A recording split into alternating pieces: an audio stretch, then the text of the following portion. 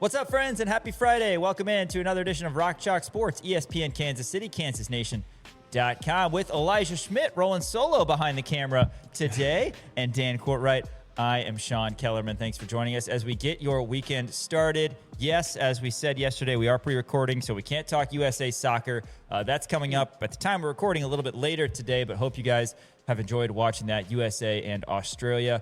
Dan will break that down for you on Monday as the World Cup rolls on. It's been a lot of fun, honestly. Like, I've gotten into it more than I thought I would. I knew I would get into it a little bit because just kind of the time of the year that we're in, and USA is one of the host countries and all that, but it's been fun, man. I'm turning on Switzerland against Bosnia and Herzegovina. It's been great. I put a bet on. So apparently, a little known fact about Elijah: he's a big Bosnia and Herzegovina fan. Wow, I didn't know that. I said, Elijah, should I bet on him? He said, absolutely. I said, is it smart? He said, no. Yes. I believe they lost. They did. They lost 4-1, and I put $2 on Bosnia and Herzegovina to win. Nice. It would have won me $12. I was rooting for the underdog, but Switzerland. They scored like 4 goals. Yeah, late. Switzerland. Switzerland kind of cleaned up in that one. Very unfortunate, but yeah, no, it has been a blast. Like watching this again. I'm with you. It's really kind of every time the World Cup rolls around. Like even back in like 2022, like I was like, am I really gonna get like that into it? And then like I remember like jumping on my couch when Argentina was in the finals, like cheering for Messi. Like it was just so much fun. Yeah, no, it's a blast. Speaking of which, new segment idea. Am I crazy? Anytime we are discussing the World Cup, segment name, Cup Check. Cup Check. Oh, you like it? Yeah. Cup check. Just kind of checking in on the World Cup. Yeah, just a cup check. So we will have a cup check a little bit later, but we're talking Jayhawk Football here in the opening segment. I'm wearing my Kansas football in Kansas City. I'm not going to lie. It was fun going to Arrowhead, but also that was terrible in terms of having to drive over there for every home game. Home game? Yeah. It felt like you were on the road every game. So absolutely. And I believe, did they play 2 Friday games during that time? I don't remember if they played 2 Friday games or if it was 1 Friday game or whatever it was, but I have a distinct memory of doing the old show and having to immediately get off air, immediately upload the podcast, get in my car, and drive 90 miles an hour down I-70 just to try to get there. And I got there like 2 minutes before kickoff. It was just unbelievable. Like I was pushing it, man. Like it was so close.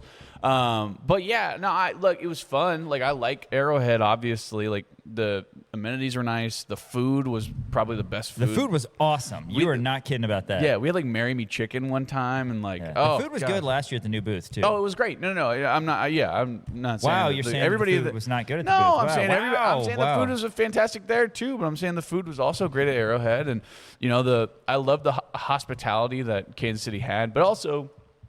It's good for Lawrence to have these games in Lawrence, and I miss playing games right there on 11th and Mississippi or whatever it is. Yeah, well, game 1 of the season that year, they were handing out these shirts, and I went out of my way. I was like, I got to get one of those. I wish I would have gotten one. Yeah, man. dude, so I good. never did. I know that would have been nice. So good. We're talking KU wide receivers as we continue our position group breakdown. We've done quarterbacks, we've done running backs.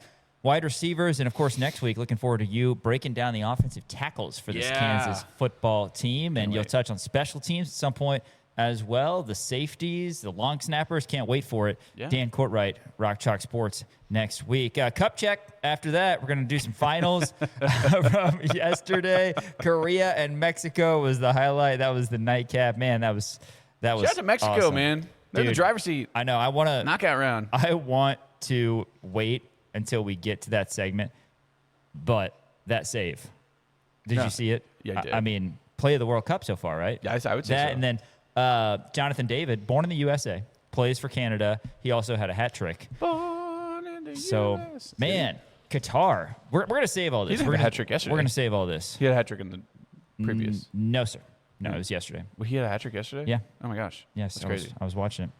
That was indeed crazy. After the cup check, we're going to bring on Sam Winton. Samuel L. Jackson Winton.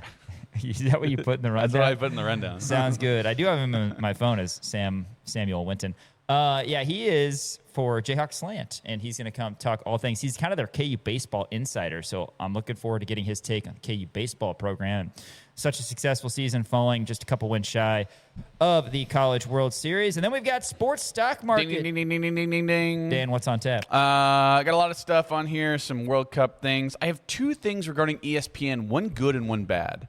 We are an ESPN affiliate.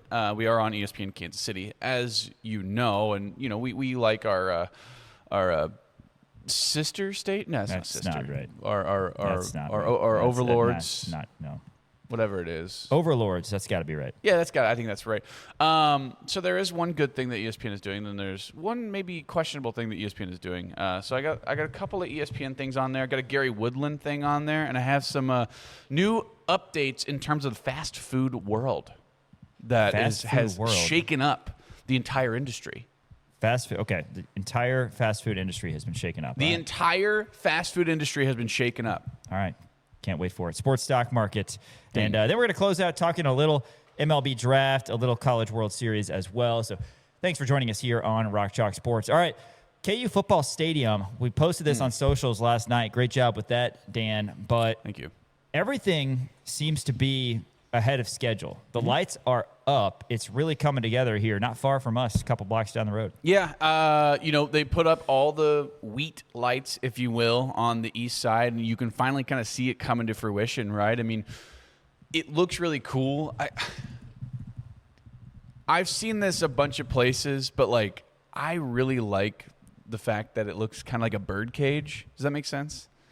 I understand it's sort of like a double entendre, if you will, because I understand it's supposed to look like wheat waving or whatever, and that's what the lights are supposed to look like. But also it kind of arches over to almost look like a dome kind of thing, or like the makings of a dome, and it kind of looks like a bird cage. And I like that aspect of it. But it's looking really good. I swung by there yesterday, checked out the progress that they were doing, and Travis Goff had a tweet about it, said celebrating topping off what is the new east side, and we have a picture of it. Elijah, is that? Oh, yeah. So it looks really good. I really like the way that it's coming to, and now you're starting to see kind of the bones and the structure of what it's going to actually look like, right? I mean, you see the lower bowl has the concrete poured. The seats are not in yet, but they're working on the structural. They're erecting the steel of the structural part of the upper bowl as well. And then something that I had totally forgotten about, because what Travis Goff was talking about in terms of topping it off, is that it's not going to be a horseshoe anymore. It's going to be closed off at the south end of the end zone underneath the video board where it used to say Cavisto Field or whatever, right? They're starting to put those structures up to put in the seating, so you're going to have fans 360 degrees around you, which I think is incredible. You had the touchdown club. What's the height difference going to look like on, let's see, so what side of the stadium is that? That's the south side. South side. What's the height? It's not going to be obviously as high as the north side or the west side. It's going to be, because you're going to want some semblance of view from the hill. Right. So it's going to be, from what I'm seeing right now, I mean, there's going to be, what is that? Maybe about 15 feet of wiggle room that you can see between the bottom of the video board and the top of the south side stands. I'm looking at Travis Goff's thing right now. It's going to be about the same height as the lower bowl. So it's not going to be all the way up, like you said. And I would imagine, the hill goes up pretty far. So I bet you'll still get a little bit of a view from the hill, right? They're not going to completely wall it off, and it's not going to be all the way up to where the K flag is on the north side, right? You're going to have some sort of semblance of a view from the hill, and that's kind of what was fun about being on the hill at times, is that you were able to actually see the game and kind of see what was going on. Obviously, you were at a distance; it was very far away. But how many iconic photos of the past, of black and white photos of people watching the game from the hill? That's the thing. It's they're still going to be doing that, right? Yeah. You're still going to have the tents up on the hill and all of the different schools, the College of Liberal Arts and Sciences and all those people. They'll all have tents up on the hill, and you get a bunch of donors and boosters and people like that out there. You'll still have a little bit of a view. I probably need to go out there and check it, but I did go out there not too long ago, and I was up kind of by the Campanile, and you had still a pretty solid view of it. Again, you're really far away, Right. so they look like ants. That was part of the concern, I think, with the expansion of the scoreboard. Yeah.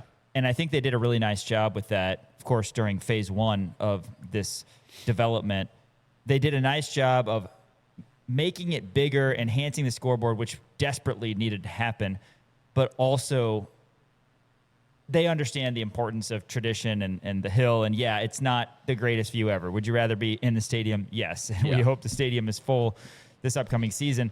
But yeah, I mean, it's going to be a great atmosphere for college football. Again, they were able to keep some of the things that are in line with Jayhawk football traditionally, which is a plus. And yeah, I think completely above schedule. I mean, if you haven't seen it, Kansas Nation on Twitter, TikTok, Instagram, we have some photos up there. And, of course, KU Football on Twitter, Instagram also. I mean, it is coming together. And we talked a lot last year about the newly reimagined David Booth Kansas Memorial Stadium. But, it was 65% of a stadium or whatever percentage is. Now it's like, man, this is going to be one of the best stadiums in the country when it's completely done. And just can't wait for it. And, again, it seems to me like everything's up ahead of schedule, which people, there's a lot of naysayers out there. There's a lot of negative people out there, but people over the years, past couple, 3-4 years, however long it's been since, this has been in the works, have said, oh, they're never going to have it done in time. Well, they're absolutely making progress at an alarming rate. And it's really exciting. Yeah. I think the progress, I mean, you can see it coming, right? When they first knocked down the east side, now, granted, I'm not a construction worker, and I don't understand how a lot of these things work, but I was like, oh, my gosh, this is such a mess right now. How the hell are they going to get this done in the next 8 months? And they have completely proven me wrong. And, I took another picture yesterday, and they're already starting to work on kind of the foundational aspect of things for the parking garage underneath and the hotel on the east side as well, right? They're already starting that sort of that structural work out there on that east side where you're going to put up more buildings and different things along those lines. So it's really coming together. I love it. And Travis Goff had a tweet yesterday about this. So, like I said, he said topping off the new east side with all the lights. They're going up ready for it. He said, for context, the new east with lower bowl is going to be used this fall. So you will have the lower bowl available. And Travis Goff has put that out there. He put that out there yesterday, said, yes, absolutely. They're putting in the seats. That will be usable for next year. He also said the wheat lights on the east side, they're going to be on this fall. The upper steel for the upper portion of the bowl on the east side will not be open. There's no concrete, and there will be no seats this fall. And the new south that they're building right now, you can see, again, the erection of the steel. There's no concrete on it right now, but he did confirm that will be open in this fall. So that's going to be important. It's a grandstand that's underneath the scoreboard. So I know we have some photos available to show, but again, check us out on Twitter and KU Football, Travis Goff on Twitter.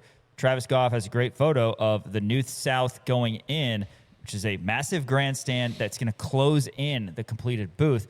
That was always one thing that, as much as we talk about the hill like we just did and Camp Neal and all that, you feel a little bit more legit when you have a closed-in stadium, right? And it's kind of a good hybrid between keeping that tradition and not needing to go full-on, Texas A&M, Kyle Field, 106,000. Yeah. I mean, it's a good-looking stadium, and it's going to be closed in enough, but not over the top to where it wipes away tradition and it's just there to be bells and whistles. Yeah, and I think it's so innovative too, right? I mean, you look at it, I've never seen a stadium like this before in my life. I mean, it's so imaginative and it's so creative, and you just love everything that they've done. It looks so great. It looks unbelievable.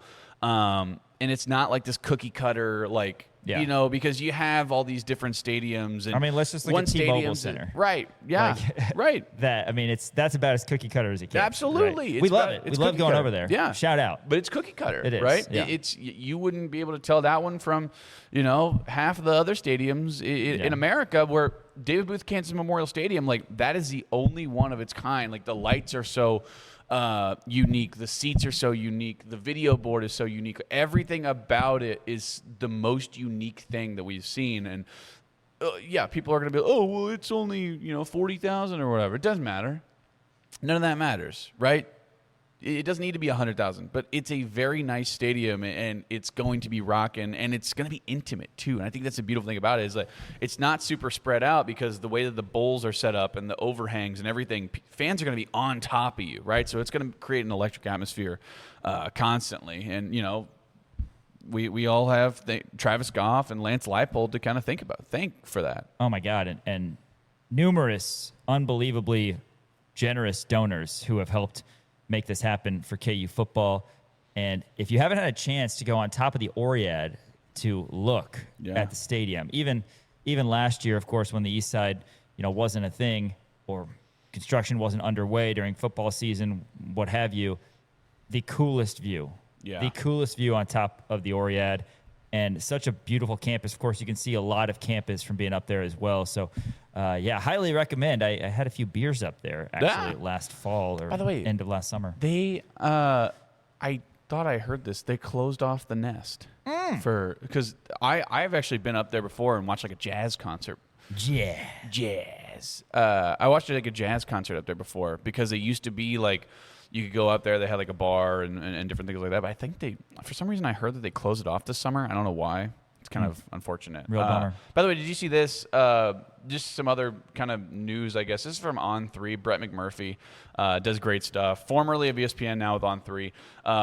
Put out his Big 12 head coach rankings. Did you see this by chance? I did see it, and I thought it was interesting, and I'm sure that there are some strong feelings across the Sunflower State. So I'm sure there is. And I actually, I'll give you the rankings first, okay?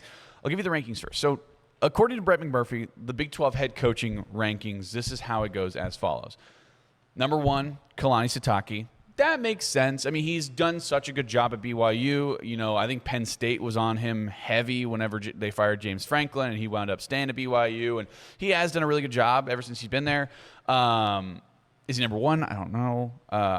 Number 2 is Kenny Dillingham. I actually think Kenny Dillingham may be a better coach than Kalani Sitake. And I think Joey McGuire, who's sitting at number 3, I think is probably about the same as Kalani Sitake. So you have Kalani Sitake at number 1, Kenny Dillingham at number 2 for Arizona State, Joey McGuire at number 3 for Texas Tech. Number 4, this is an interesting one. You have Sonny Dykes for TCU. Number 5, another maybe shocker to me, Willie Fritz for Houston, who has not been great over the past few years, especially ever since they've gotten into the Big 12. And then you have number 6. Guess who? How about that? Lance Leipold. Lance Leipold, number 6 head coach in the Big 12, according to Brett McMurphy. 7 is Rich Rod. I mean, I don't know. We'll see, right? The first time around at West Virginia, he was okay. This is going to be his next go-around, which will be fun. Number 8 is Eric Morris. Again, just a lot of unknowns. He obviously comes over from North Texas, but had a really tremendous year at North Texas last year. Number 9, Brent Brennan. Again, just one of those unknowns. Dave Aranda is at 10. That one kind of shocked me. I figured he would be a little bit higher because I really like Dave Aranda. I think he's a really solid coach. He was on the hot seat before last year. He was. But then he kind of brought it back around. And he brought in DJ Lagway from Florida, right? I mean, I think Baylor's going to be pretty good this year. 11 is Scott Satterfield for Cincinnati. Number 12, Morgan Scaley from Utah, obviously taking over as Kyle Whittingham goes over to Michigan. 13, Scott Frost. Interesting there. I think it's probably about right for him, though. 14 is Jimmy Rogers, the new Iowa State head coach after, as we know, Campbell goes over to Penn State. And then the last 2 in order for head coach rankings in the Big 12, Deion Sanders at 15, Colin Klein at 16. Yeah. How do you feel about Deion being 15 and Colin Klein being 16th in the head coach rankings per Brett McMurphy? What has Deion done to earn anything? He had a Heisman better winner. Than that. That's true. And he had two players Retired get their numbers. retired jersey numbers retired. Crazy. Wow, good for him. I mean, I can understand how K-State fans would be upset about Colin Klein, but he literally He's never been a head coach before. But neither has Morgan Scaley. Yeah. I mean, that's the thing. Like Morgan Scaley. That's why we can't read into this too much. But I do think there's some respect level. I don't see any issues with the top. Honestly, the top 8. I think Willie Fritz should not be in the top 8. I disagree. I completely disagree. I think I think Willie he's been Fritz, bad. You remember how bad Houston was before he got there? And they're still bad. They're not good. How many games did they win last year? I mean, they were a surprise team for last year. They won like 9 games, didn't they? Did they? I thought they won like 7. Did they win 9? Oh, gosh. I don't know. I got to pulling up last year's. They went 10-3 last year. All right, fine. They went 10-3. I'm just not a Willie Fritz believer. That team was dreadful before he got there. I like Willie Fritz being up there. Fine. Brent Brennan, like you said, kind of a question mark. Aranda has been kind of living in purgatory, as you say. Like, yeah. I don't know how I feel about them. I don't know if Baylor fans or Baylor administration knows how they feel about him. I don't know if Dave Aranda knows how he feels about him. But he is kind of there at 10. And then, just unknowns. Like, how are you going to know where to put Jimmy Rogers versus Morgan Scaley versus Colin Klein? Yeah, I mean, that's just impossible. That's tough. But Eric Morris. I get it because Jimmy Rogers has head coaching experience, right? Eric Morris has head coaching experience. Yeah, I mean, all these guys, except for Morgan Scaley and Colin Klein, have head coaching experience. Eric Morris, understandably is going to be viewed in a good light because of the success that he's had elsewhere. But you still got to earn it at Oklahoma State. And I know a lot of people are concerned about that KU at Oklahoma State game to close out the season. But, we'll see how it goes with the first-year head coach. True. So, but yeah, I mean, I don't think anything is too spicy in these rankings. Satake has done a great job at BYU. He's had a lot of resources. Dillingham is like younger than me almost, I think, and he's been fantastic. Well, that's you're like retirement age. Colin Klein being 16 though is kind of funny. I know. I will say this. Do not hate me for saying this. That is unfair. I do think Colin Klein is a very good head coach. Who are you putting below him? I put Morgan Scaley below him, and I would put Dion below him. I would maybe actually put Dion below him too. And I would put Dion last. I'd put Jimmy Rogers below him too. And I think I'd probably put Scott Frost below. Scott Frost is riding off the laurels of the 2017 year that he had at UCF, but he was a terrible head coach for Nebraska. Yeah. So, I understand you have a lot of question marks around Colin Klein, but he was awesome for Texas A&M as their offensive coordinator. I mean, he was a really good offensive coordinator. He was a hot name for a while, and he decides to go back to K-State. Now, has he done a lot in terms of recruitment and retaining players? No, not really. But I don't know. I think it's going to be fun. Now, could it turn out to be a Scott Frost situation where, the pride and your greatest quarterback of all time comes back and just absolutely wets the bed? I hope so. I think that'd be very funny if that happens. But I think Colin Klein is a good coach. I don't know. We'll see. Maybe that's just I would maybe put Dion below him, and again, Sure. the unknown of Morgan Scaley. But yeah, interesting type of offseason But stuff. Lance is at 6, and I like that.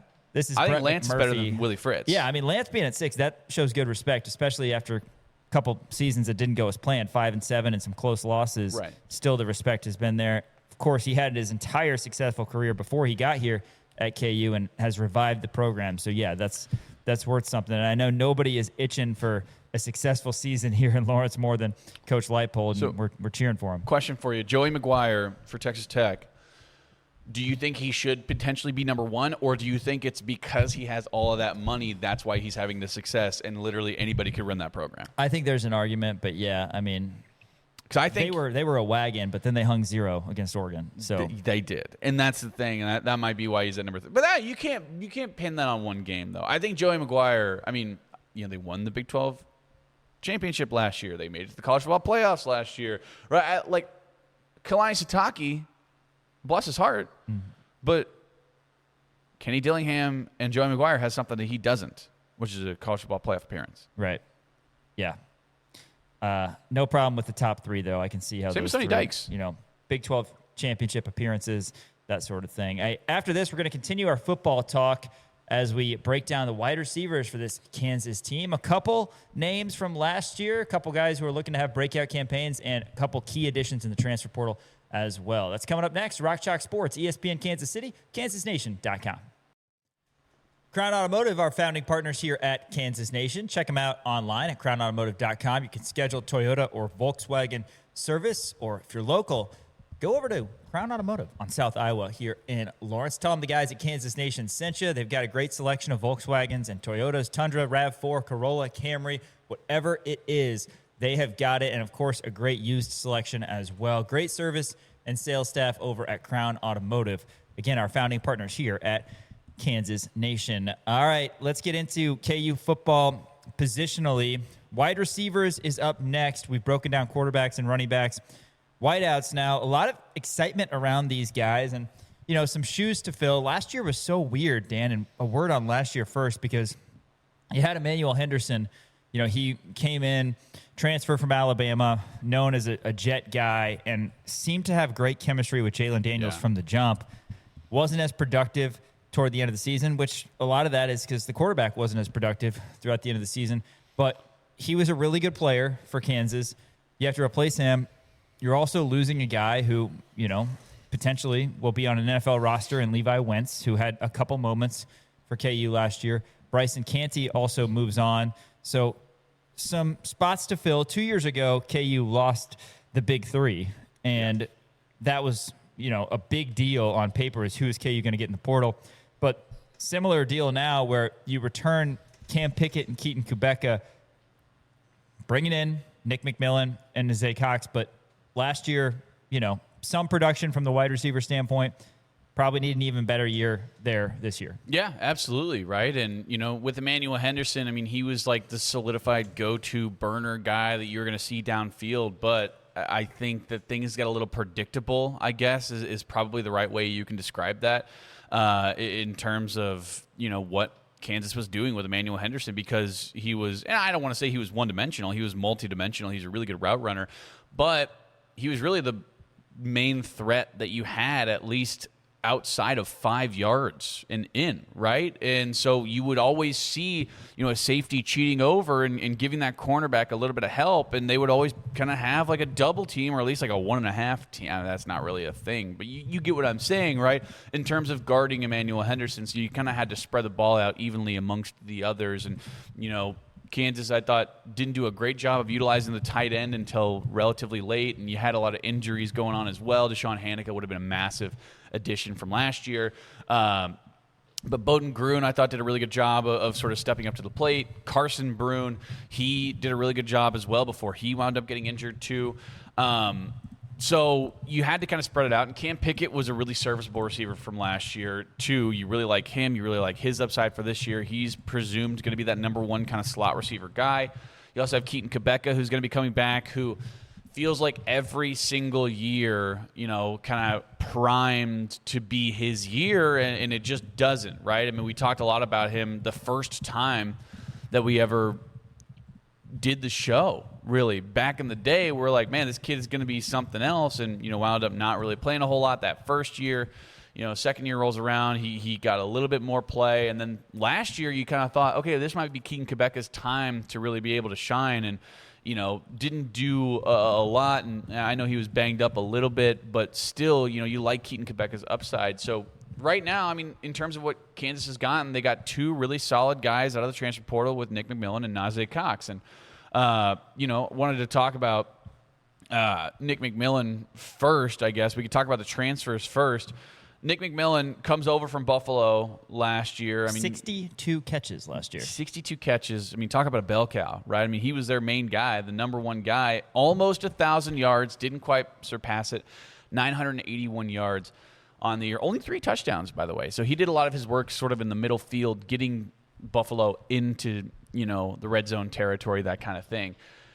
But, you know, you really like him. 15.8 yards per catch. I mean, that's something that really strikes you as, okay, this guy's legit. He ended the season last year with Buffalo 6 consecutive 100-plus yards receiving games. That's insane. Kansas last year in the pass game, Dan, and I mentioned Daniel's struggles at times, had numerous games where they didn't have 200 passing yards. Right. And that's just not going to get it done. So whoever the quarterback is for KU, you got to put up some numbers. You got to have some productivity, and that means upwards 200. In college football, you can't have that lack of production at the quarterback. Right. I mean, that's, you know, completely unacceptable. Yeah. Like, you're not going to win a lot of football games. You're not going to score enough points if you're not, especially because last year Kansas' running game wasn't good enough. Yeah, that's last year's true. team was frustrating because you felt like you had the talent, but just weren't getting the production, and obviously lost some games each of the last 2 years at the end of it. But yeah, McMillan is a guy who, again, he has shown the ability to be that bell cow receiver, putting up big numbers night in and night out. Yeah, I mean, he was the top 25 in the nation in terms of yards on the season, right? He was 24th in the nation with 981 yards. I mean, he was the guy who you could just rely on if you were Buffalo. And you have to imagine the quarterback play is going to be better here at Kansas, regardless of whether or not Jalen Daniels is here, right? Jalen Daniels has gone on. Now you have Cole Ballard and Isaiah Marshall, but Nick McMillan strikes me as the kind of player who's going to make it easy on him. It doesn't matter who's going to be throwing the ball. And again, we keep on going back to it's the Andy Kotelnicki style of offense, right? It's so much fun, and he spreads things out, and he has all these pre-snap motions, and he makes it easy for guys, right, to get open, to find those lanes. And I think Nick McMillan is just an addition, the kind of the cherry on top of, like, he's going to be the guy who makes it easier for Cole Ballard or Isaiah Marshall or whoever the quarterback is to make sure that he gets open. He's a really good route runner, really nice hands, and just a consistent ball catcher, and certainly was for Buffalo, the Bulls last year. So you love that addition as well. Also, the other transfer who came over was Najee Cox, coming over from Middle Tennessee. Are they Middle? They're not Middle Tennessee State anymore. They're just Middle Tennessee. The Blue Raiders, and he's got a revenge game coming up on October 3rd. He certainly does. That's going to be a lot of fun to see. 6'3", 200 pounds, really good size on him. You like the speed as well. If you look at what he did last year, he had 40 receptions for 473 yards and 5 touchdowns, average 11.8 receiving yards. So, really impressive stuff from and that was his freshman year, right? I believe he redshirted his first year, if I'm not mistaken. So he will be a sophomore this year. No, he'll be a junior this year, which is interesting to note, right? But last year was his first real year of productivity that you kind of saw. Am I wrong about this? Maybe he went JUCO first, because he only has 1 year of stats on. He only played 1 year Division I, but yeah, this year at KU, I believe, will be his final That's what year. It is. Yeah, okay. So it'll be his final year. That's interesting to note. Yeah, that's right, because I think we've talked about that before.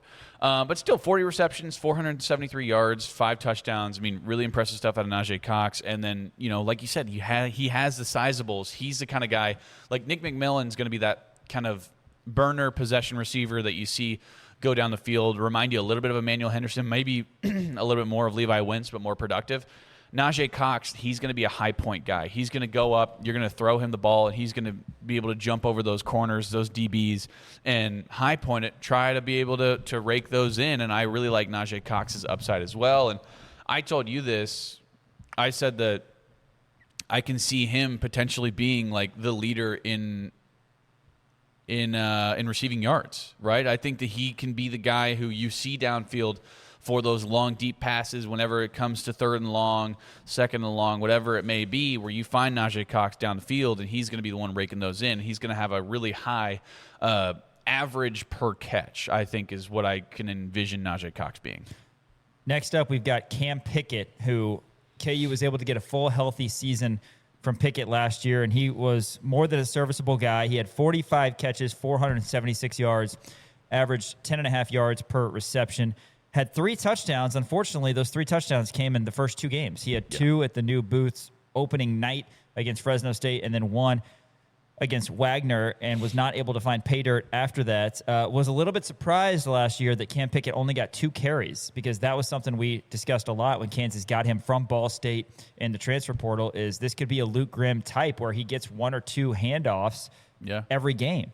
I could see Pickett in the Andy Kotelnicki style of offense getting 15 to 20 carries this year, and that being a little wrinkle, because he's proven throughout his college career he can do that.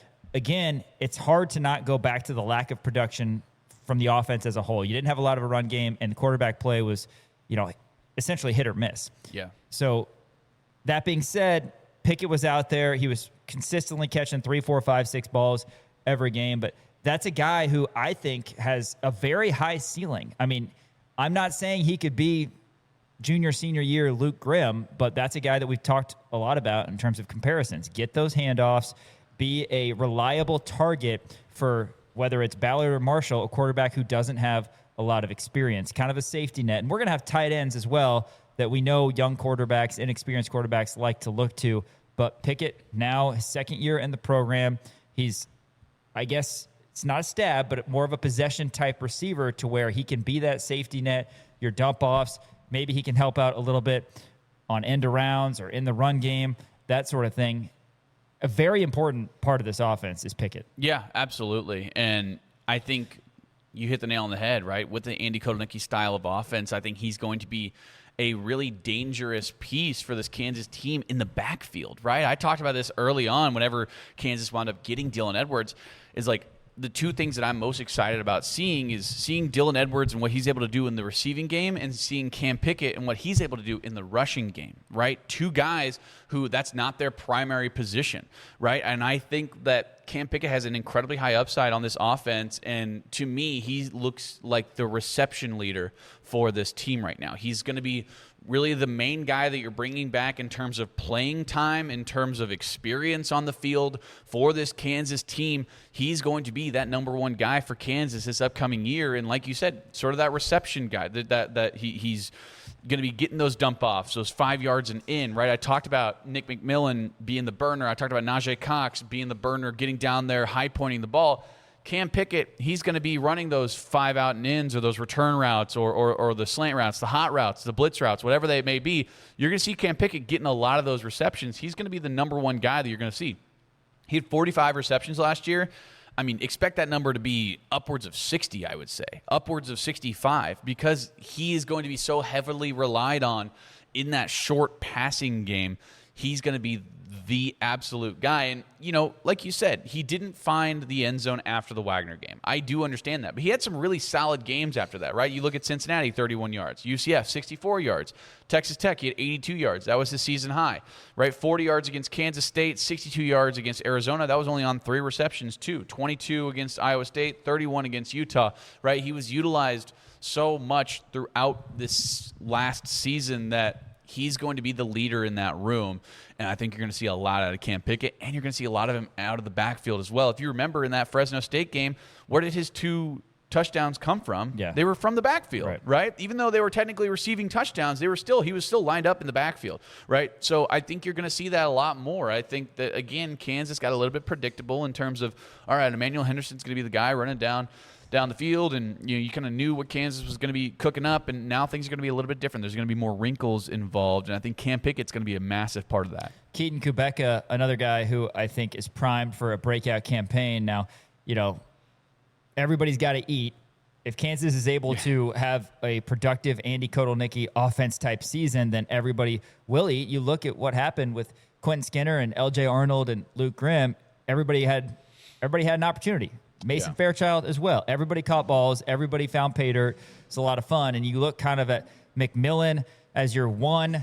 Cox is your outside high point guy. Pickett is more of your slot guy who can play a little bit in the backfield. And then Kubeka's another guy who I think he's got good size. He's continued to improve. He's been here, a part of this program for a while. So that's a guy who you're going to hear from this year. Tate Nagy, who was the punt returner as a true freshman and kind of proved his worth on that front by being a absolute catch type guy. And then other guys, Dan, you can touch on anybody else later in the depth chart, but Donald Collier Jr., everybody knows about the hurdle that he had. The hurdle heard across the world. Jackson Cook, Nate Sims from Ottawa, Tyron Parker from Topeka, and then Corbin Glasgow, who the coaches rave about his speed. So in comments on the guys that are a little bit further down on the depth chart. Yeah, I'll talk about Keaton Kubeka first, because Keaton Kubeka, I mean, he's really your second guy that you have coming back who had any sort of meaningful impact for this Kansas team last year. 157 yards, 17 receptions. He had a touchdown against Fresno State. Had a 53-yard game against Cincinnati on 3 receptions. He had an 18-yard reception in that game as well. So, you know, you can see the growth out of Keaton Kubeka, and I think that this is going to be a massive year for him. I think he understands that as well, that this is going to be the year where he really kind of takes it to that next level. So I really like Keaton Kubeka. I really like his upside as well, you know, kind of playing the opposite Maybe it depends on kind of where you want to be putting him, because he plays outside, right? He's really good at playing that outside receiver, but if you want to get him some more playing time, I would imagine maybe you put Nick McMillan on the outside, Najee Cox on the other outside, maybe the Z and X receivers, and then you have 2 slot guys who are essentially is going to be Cam Pickett and Keaton Quebeca, right? And you can kind of flip either Nick McMillan or Keaton Quebeca, or Najee Cox and Keaton Quebeca, right? So they're going to be able to plug him in and find some play for him. Tate Nagy, I mean, when you saw what he was able to do in the return game last year, talk about lateral quickness, right? I mean, he's not a straight line burner, but he can make guys miss, and he's tough as nails, man. I think that I think we're going to see a lot more of Tate Nagy than I think maybe we anticipated. And yeah, he'll probably be the main return guy for this year too, still. And he was last year. He did an excellent job. Talked about how he worked with guys like Nico Remigio and different guys from the Chiefs, obviously because his father, and I can't believe it took us this long to bring this up, his father is Matt Nagy, who was the former offensive coordinator for the Kansas City Chiefs, now the offensive coordinator for the New York Giants. So with Tate Nagy and having the resources that he had, I mean, he was really, really good for last year, especially as a true freshman, and you saw the confidence and the cockiness almost, right? Whenever he was out there, he wasn't afraid of it, and I think that's so important, and you saw him get a little bit of play in the Wagner game at the actual wide receiver position as opposed to the return game, and I think he's got a really high upside as well. Donald Collier Jr., again, he strikes me as maybe kind of a dark horse in terms of he could get some run, especially early, right? Look at the Long Island game. Look at the Middle Tennessee game. Look at all these games that you're going to see out of, maybe some of the bye games, if you will, where Donald Collier Jr. could potentially get some play. Like, he's a really solid player. He's got really high athleticism. He had the hurdle, and you're hearing a lot of great stuff about him. And then you have the freshmen, right? Jackson Cook, Nate Sims, Tyron Parker, and Corbin Glasgow. Like, all these guys, I talked about it. Jackson Cook, he had probably some of the best film that I've seen out of any of those freshmen, right? I think when you look at Jackson Cook, really nice player, straight line speed. I think he's going to be a really solid piece for the future of this Kansas team. I don't know if we're going to see Jackson Cook at all this year. Nate Sims, I know a lot of people are super high on him. Tyron Parker, a lot of people are really high on him as well, coming out of Topeka. And then Corbin Glasgow, you talked about it. The coaches continue to rave about Corbin Glasgow and the speed that he has. Maybe he's not the tallest guy in the world, right? He's listed as an athlete too, but that's such a good thing in the Andy Kotelnicki style of offense with Corbin Glasgow, is that you can really plug and play him kind of anywhere, right? Corbin Glasgow is going to be such a fun utility player that Kansas is going to have, and don't be shocked if you see him being maybe in that return game this year, kind of sliding into the role of a Tate Nagy and kind of what he did last year. We'll talk special teams later, but the return game is fun to talk about. Of course, Emmanuel Henderson, he got recognized as special teams Big 12 Player of the Week a couple times last year. Punt return, kick return. I mean, he was that guy. Nagy handled the majority of the punt returns, but kick return, burner, it was Henderson. You expect Nagy to be back there for Kansas this year, but also you got Dylan Edwards, too. That's right. So Edwards' name is going to be thrown to the hat. Maybe not as much punt return. You see that way more in college than you do in the NFL, to where kind of an all-world type player plays not just – thinking Aqib Talib, Charles Gordon here. Those guys would return punts as well as play offense and defense at times. So you might see that a little bit with Dylan Edwards, but I think definitely Edwards in the back kick return game will be fun to watch. Yeah, absolutely. And, there is always the question of, well, if Dylan Edwards is your number one bell cow at the running back position, do you want him out there returning? And I think he is going to be so dangerous in that you might need him, but at the same time, if you have enough confidence in Tate Nagy and Corbin Glasgow or Keaton Quebeca or Nick McMillan or, insert other fast wide receiver here, then you don't necessarily need Dylan Edwards back there, right? I understand that he is really solid in the return game, but at the same time, you may want to look at it kind of as in terms of an NFL style of like, well, do we really need to put him back there, or should we just give him a little bit more rest because he's going to be our number one bell cow kind of guy? So I think you're going to see some play out of Corbin Glasgow this year, especially on the special team side of things. Yeah, special teams, it's important. We talk about that a lot, and honestly, it cost Kansas some games, not as much last year, but the year prior, KU has had some gaffes over the years in special teams, particularly against a certain team down the way, about 75 minutes, depending on how fast you're driving, Yeah. I guess. Yeah, we gotta fix that, as we haven't beaten them in quite some time. Special teams has been a big reason why KU hopefully can fix that. Jameel Croft Jr. Special teams was, for the first 9-10 games last year, a big strength of this Kansas team. Yeah. With Money Marjan and Henderson, like I said. So we'll see if they can continue to build on that under Coach O. Hey, after this, we're going to be joined in studio by JayhawkSlant's Sam Winton to talk KU baseball and basketball. That's next. Rock Chalk Sports, ESPN Kansas City, KansasNation.com. Hey, with Jayhawk checking from Central Bank, Jayhawk fans can carry their pride wherever they go with the official Jayhawk debit card. Central Bank is proud to support the traditions and communities that bring people together. As the proud community banking partner of the University of Kansas, Central Bank is committed to serving Jayhawk fans with banking options designed for real life. Learn more about Jayhawk checking and the exclusive debit card at JayhawkChecking.com. That's JayhawkChecking.com. Central Bank, the proud community banking partner of the University of Kansas. Member FDIC. All right, in studio, we're going to bring on Sam Winton. Sam, thanks for joining us here on short notice, no less. Never really know who's going to be in town, out of town. Summer's weird like that. Summers are weird. Our usual Friday guest, Shreya Salata, is otherwise engaged, as I said yesterday. So Sam is tapping in for him, and appreciate you making the time. Old friend of the show, but first time on this one. That's right. Sure. He was over at Hy-Vee, though, once with us. Is that right? When we first got on our feet on Kansas Nation. Yeah. I was, yeah. Oh, that's yeah. right. Yeah. Okay, so friend of the show, How recurring soon guest. we forget. I know. Wow. It's all right. I know. My Wow. bad. I know. Can you believe that? You act like we just have guests to fill airtime. No, I don't. No, I don't. He's a real person. He is a real person. I He's know. got I feelings. forgot about the Hy-Vee stuff. That era was there. There's so much going on. I would love to shout out Keegan Russell, but I'm gonna wait to shout out Keegan Russell until next time he has us over at Hy-Vee, Yes. Clinton and Castle. All right, Sam. Anyway, your second appearance here on Kansas Nation. A lot to get to, but we got to start with baseball. You did great coverage covering the KU baseball team, and they fell a couple wins shy of going to Omaha. Let's start by looking back. Fantastic season. Tyson LeBlanc, let's build a statue for this dude. 25 homers. Dom Vagley really was Dom Vagley again the past couple months. Last 2 months of the season, I should say. And again, the ascent to the KU baseball program, it's been something special.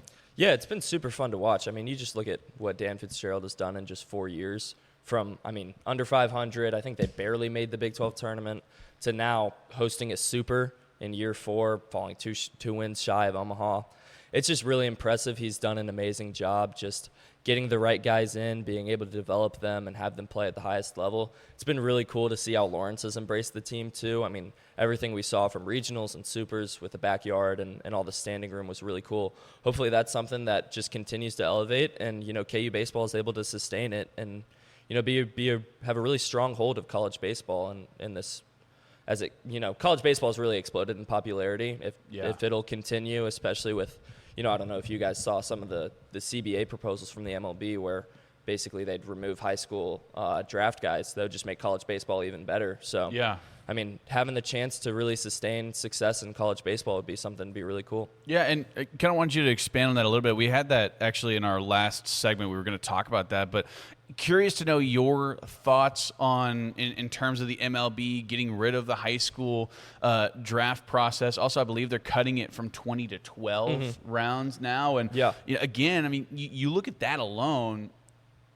First thing that came to mind was this is going to be excellent for KU baseball because now these guys are going to be able to stay for longer, and Kansas is going to be able to get more highly touted guys out of high school. And, with all the success that they're having right now, you look at the kind of recruitment process that Dan Fitzgerald does where he kind of finds these diamond in the rough guys in terms of JUCO. Now this opens up another avenue for sure. Dan Fitzgerald. Yeah, for sure. They've had, a handful of high school guys here and there, and, maybe the guys they're getting wouldn't be draft picks anyway. But, there are some, especially in the Kansas City area, there's enough baseball talent where those guys are going to be drafted out of high school. And, if this proposal ends up going through and that's taken away, those are guys who, maybe look at KU now and say, oh, I want to go play there. Yeah. Especially seeing what, Kansas has done recently. The biggest thing it would do is just it increased the talent level of college baseball. Because you look at that back end, especially those last 8 rounds of the draft those are where you're getting your guys who are, okay, maybe they've had really good college careers, and take a chance on them, see what they can do in the lower level of the minor leagues. But now those guys are going to have to, if this goes through, would have to stay around in college, and it would increase the talent level of college baseball. It'd kind of limit the player pool of the minor leagues, which would be tough. But there are other avenues, like, independent leagues. There are guys who are Right. who are going to play in independent leagues and end up getting signed to professional deals. So it'd be really interesting from, as a guy who loves college baseball, I think it's really exciting to see what it could look like and see how it would elevate the sport. But, yeah, I mean, we'll have to see. This whole CBA thing with the MLB is going to be really interesting to watch over the next year or so. Yeah, I don't want no baseball. I'm a huge baseball Agreed. guy, so they got to figure something out. And, we don't want 1994 all over again. But let's talk KU specifically. Where are you at in terms of when you're envisioning next year's roster? And by the way, Oklahoma, who Kansas lost to, is in the College World Series finals right now against North Carolina, who's ranked number 5. So they've got a lot of momentum. Do you say, okay, next year we've got Ryan Ritter, we've got Mason Cook. Those are 2 of your weekend guys.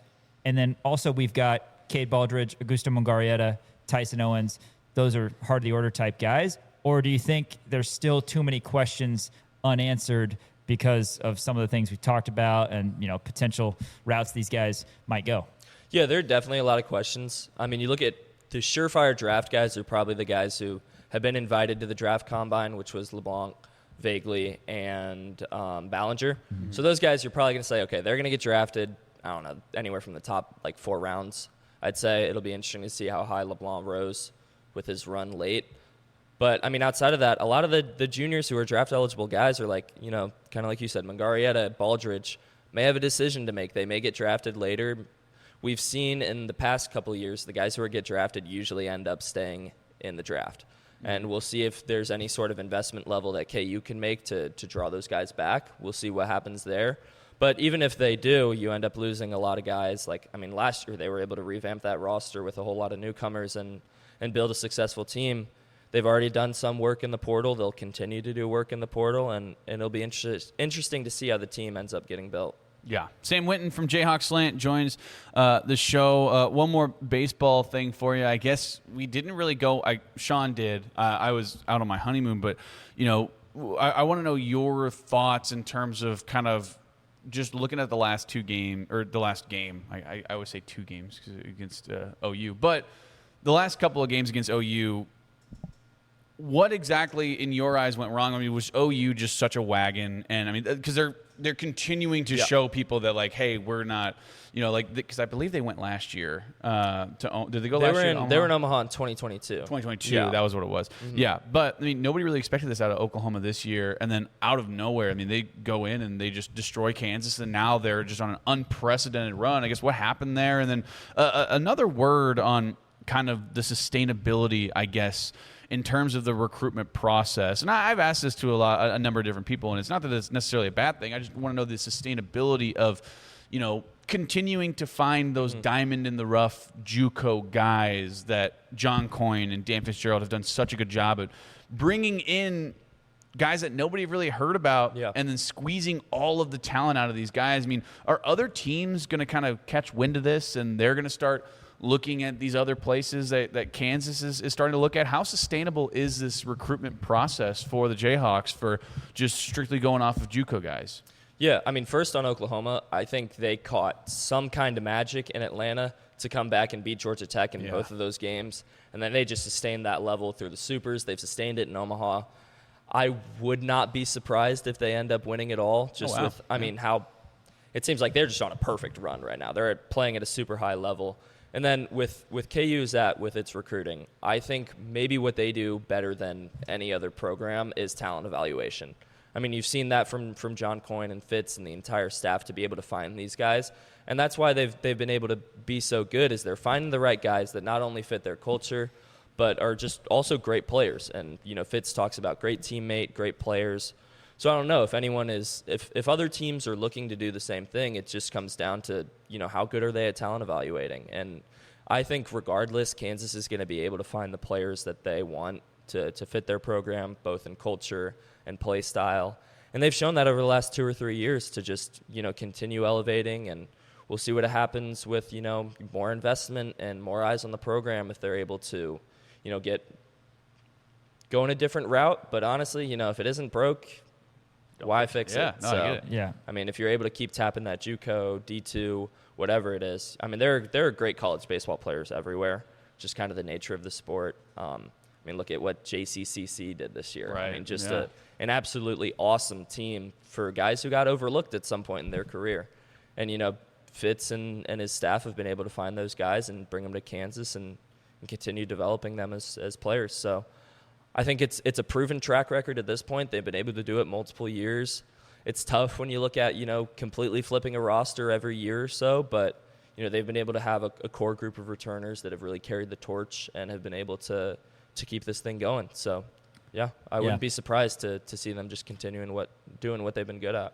Yeah, if it were easy, everybody would do it too. I mean, it's not like Kansas is the only one who has the option of going this route of trying to get talented guys at JUCO, but they've been doing it, again, the culture and the talent evaluation. That's the two things I go back to with Kansas baseball. Coach Fitz and John Coyne, it's been amazing, and we want to keep those guys around because they've proven each year that it's not just a one-off type thing. I mean, they've gotten different guys come in and contribute. And like you said, there have been a couple holdovers. There's not a lot, but it's important that Ballinger, Osoria, and Vagley came back this year, and maybe those three offensive players that I mentioned will be back in Mungarieta and Baldridge and Owens, and they can be kind of the holdovers to help break in the next group. But, yeah, it's been so much fun watching KU baseball. And having lived in Lawrence a long time, it's cool seeing the expansion of Hoagland Ballpark because you guys know Hoagland Ballpark was just kind of the ball field that was next to Allen Fieldhouse. Yeah. It's like there's so much potential here. It's next to Allen Fieldhouse. It's in an amazing spot on campus.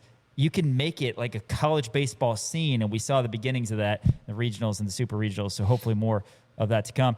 Hey, let's talk KU basketball. Sam, we have a lot to get to, of course, the schedule. We now know the Big 12 matrix. We know the non-conference schedule, the MTEs, players era, all that stuff. But first, from a roster standpoint, we haven't talked to you about that. KU, unbelievably talented freshman class coming in. You return Cole Rosario and Paul Mbia, and obviously some transfers as well. Some guys you want to highlight, and how do you see it all fitting as Torvik has KU as a top 12 team, but Gary Parrish doesn't even have him in his top 26. Rothstein got KU somewhere in the 30s. How do you look at this team? Yeah, there are a ton of questions. Obviously, it's, you know, kind of the third or fourth year in a row where there's been a complete roster turnover. I mean, two guys returning from last year. Two guys. I think the freshman class is one to be really excited about. Like, if you think Tyron Stokes is going to be a superstar, which I think he will be, like, that's enough to get you excited about this team.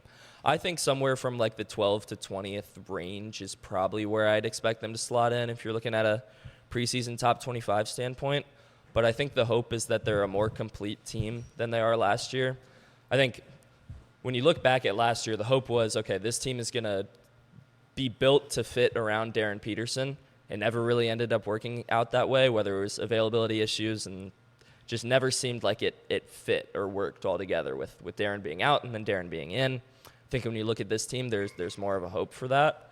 But yeah, it's an exciting group. I think some of the newcomers are ones to be really excited about. It's maybe not like the most high-profile transfer class, you'd say, but I think Keanu Dawes is a guy who reminds me a lot of Trey White, just in terms of play style, being able to play that four, stretch it a little bit. I think he's me able to slot in, be another, you know, Bill Self type of guy, have a role and play it really well. He's one that I think I'm pretty excited about. Yeah, Keanu Dawes, I mean, played a lot of the five last year too with Utah. So talk about versatility, right? I mean, that's a guy who can bang with the guys down low and then also stretch it out and kind of, you know, hit some big shots whenever you absolutely need them. Another word on basketball, the Big 12 scheduling matrix did come out. You know your home and home games. So you have Iowa State, K-State, and Baylor. Those are the three home and homes. You look at the road games, relatively tough. You got Arizona, BYU, and Houston all on the road. They're not coming to Kansas. I mean, your thoughts in terms of the Big 12 scheduling matrix and the way that this whole thing is shaken out? Yeah, it's a tough one. I feel like there's maybe less high-profile games at home.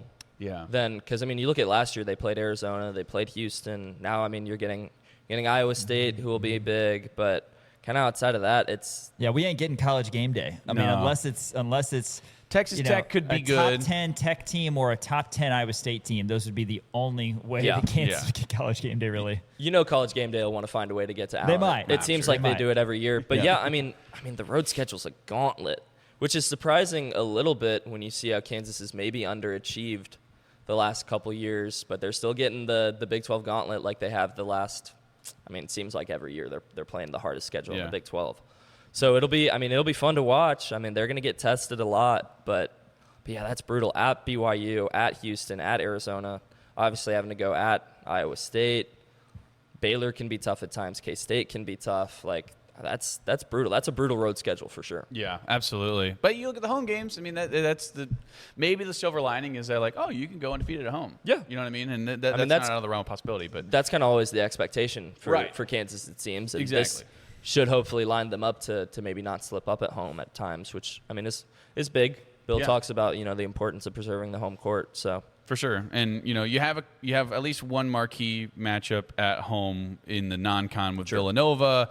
You're at UConn. That's going to be kind of tough, but the rest of them are kind of buys or they're MTEs, which are neutral site games or whatever it may be. A word on Darren Peterson, because we're hearing a lot of different things about him, about how he's not going and meeting with anybody else other than the Washington Wizards, who have the number 1 overall pick, and everyone's saying, well, AJ DeBonsa is the solidified number 1 overall guy, but then it's kind of going back and forth, a little bit of a coin flip. I mean, if you look at odds on DraftKings, everyone seems to think it's AJ DeBonsa, but with Darren Peterson, I guess, where do you see him falling because of the weird thing going on with the Utah Jazz right now and the Grizzlies just not meeting with anybody? Mm-hmm. Do you think he still could potentially go? Is there a world where he goes number 1? Yeah, I think there's 100% a world where he goes number 1. I mean, like you said, it's a coin flip in my mind between AJ and Darren. Like, you look at both of them at their peaks, and I mean, they're just generational talents. I mean, for sure. I mean, you look at Cam Boozer, Caleb Williams. This is maybe as good of a top 4 as we've had, and definitely in recent memory. Yeah, it's very interesting messaging with Peterson and his camp, because obviously, I think he believes and his team believes that he's the best player in the class. And I mean, there's proof that he may, because, I mean, you look at the head-to-head matchups with AJ, he's always gotten the better hand, which is something that Darren talks about a lot. It's very interesting, because I don't know if Washington's made their mind up of who they're going to pick, but, if you look at, Utah and Memphis next, like, say they take AJ and they're like, well, we haven't even met with Darren. Why do we take him? Sure. I would say there's a slim chance that he falls outside of the top 3 just because of how good he is.